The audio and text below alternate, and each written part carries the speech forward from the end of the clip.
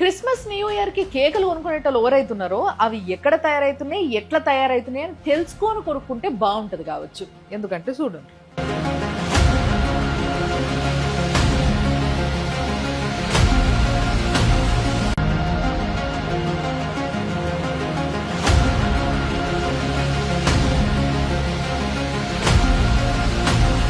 దాని తర్వాత వెంటనే సంక్రాంతి కూడా వస్తుంది కదా, నువ్వులుండలు, పల్లీలుండలు, అప్పాలు, మురుకులు ఇవన్నీ కొనుక్కుంటుంటారు కదా, మరి అవి కూడా చూడండి.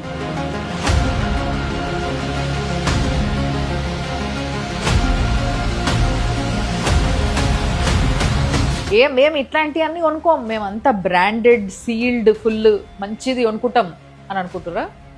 అది కూడా చూడండి.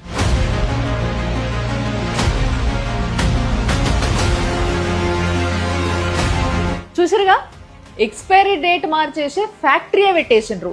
అది ప్రోడక్ట్ ఏదైనా కావచ్చు, బేబీ ప్రోడక్ట్ నుంచి సాఫ్ట్ డ్రింక్ వరకు ఏ ప్రోడక్ట్ పట్టుకొచ్చినా ప్రోడక్ట్ మారొచ్చు కానీ డేట్ని వీళ్ళు మారుస్తారు అన్నట్టు.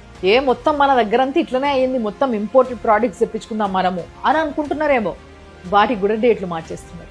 ఇదంతా చూసిన తర్వాత ఏమనిపిస్తుంది, మిగతా అన్ని పక్కకు పెడితే అట్లీస్ట్ తినేవన్నా మీరు యూట్యూబ్లోనో ఇన్స్టాలోనో రెసిపీలు చూసుకొని కింద మీద పడి రంగు రుచి మారినా పర్లేదు ఇంట్లో చేసుకోండి, ఎందుకంటే ఆరోగ్యంగా ఉంటారు.